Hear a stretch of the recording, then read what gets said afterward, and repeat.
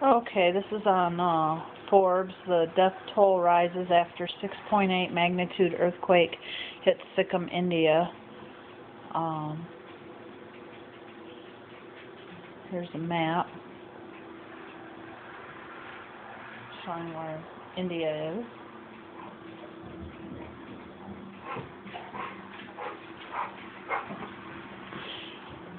At least 18 people have died, including a 5-year-old girl, in a 6.8 magnitude earthquake that hit the East India state of Sikkim and neighboring Nepal on Sunday.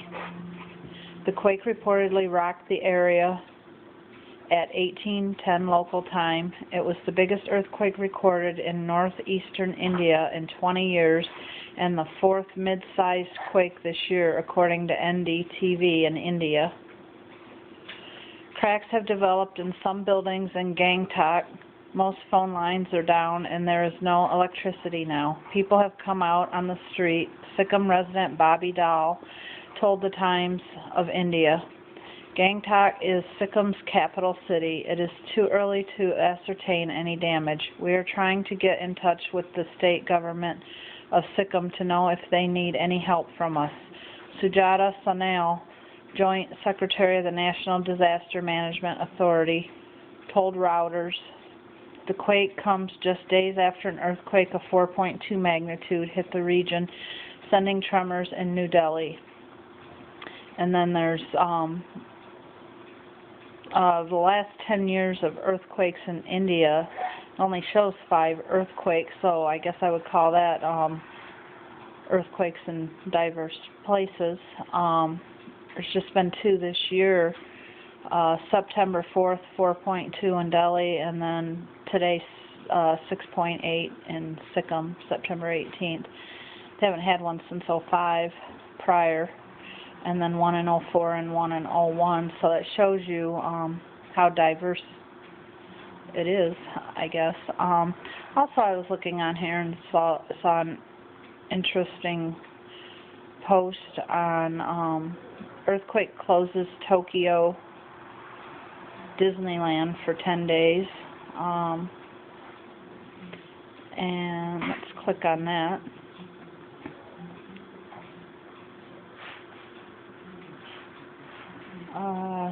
Tokyo Disneyland will be closed for the next 10 days as the country cleans up from one of the worst earthquakes in a generation, the Kyodo News Agency reported early Sunday.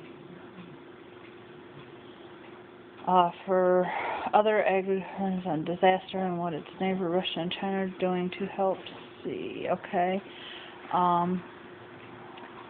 Oriental Land Company closed Chiba-based Tokyo Disneyland and Tokyo Disney Sea, Japan's most popular amusement facility, on Saturday to carry out emergency safety checks. The operator said the closure will probably last about 10 days.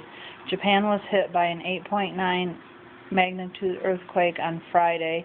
Over 1,800 people are expected to have died in the disaster, Kyodo reported.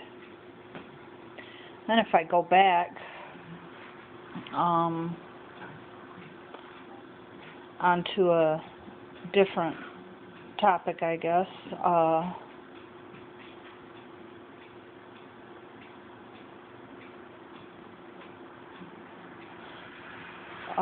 Obama heads to Rio Sunday. Maximum security awaits.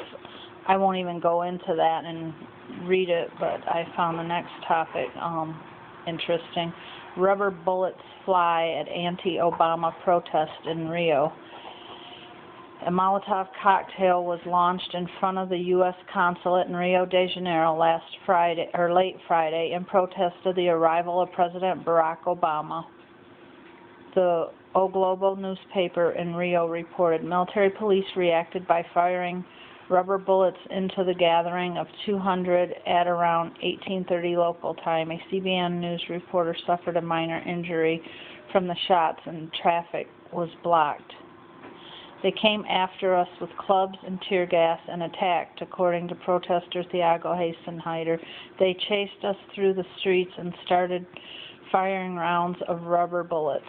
Police Major Fabio Alessandro of the 13th Battalion of Rio's military police said that the protesters, all left-leaning social movements associated with the Socialist Workers' Party, PSTU, did not have a permit to protest near the consulate along Avenida Rio Branco and had refused to disperse from the area. They wore the ubiquitous Che Guevara t-shirt and carried American flags that said, "Go home, Obama."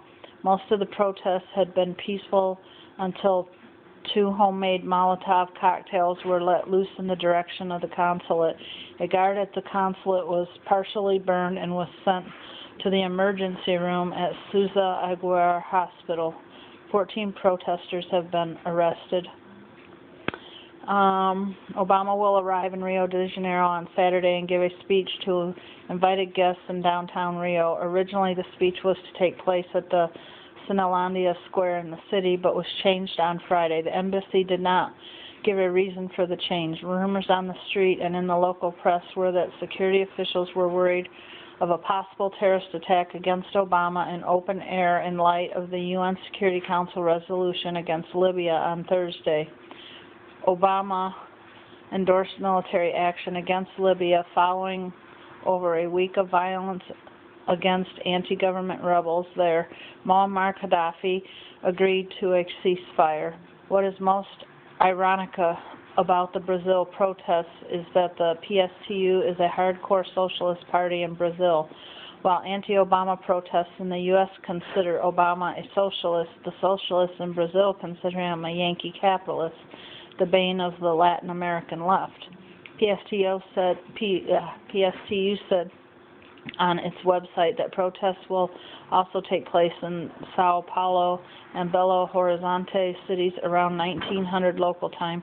More were planned for Saturday morning in the nation's capital, Brasilia, and final protest was being organized by PSTU adherents for Sunday morning, the day of Obama's speech.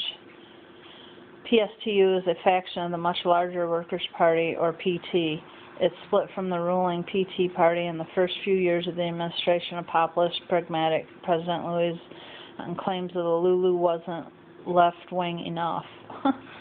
Anyway, I'm not going to keep reading the rest of this. I think you got the point. Obama apparently is considered a capitalist in Rio. And then also there was another one that struck me was Russian Duma leader wants Obama stripped from the Nobel Peace Prize.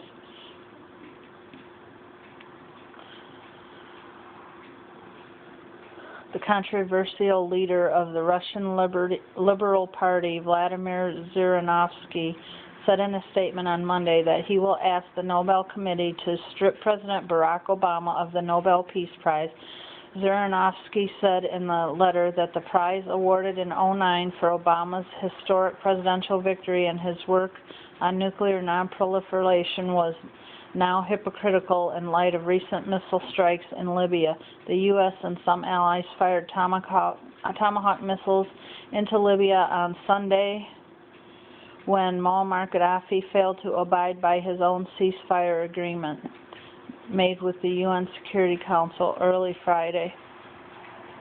These developments in Libya are another outrageous act of aggression by NATO forces and in particular the United States, he wrote, calling it a colonial policy with the goal to control Libyan oil. The colorful leader of Russia's Liberal Party plans to meet with Libyan ambassador to Russia, Amir al-Arabi, on Wednesday to discuss the latest events in the North African country. The party posted on its website, Zhirinovsky founded the Nationalistic Party as an anti-privatization party back in 1991. The party has 40 out of 450 seats in the State Duma. The Duma would be the equivalent of a U.S. House of Representatives. It is the lower house of the Federal Assembly of Russia. Anyway, pretty much sums that up. So that's, I found those couple of articles interesting. Guess we'll wait and see what happens. Thank you.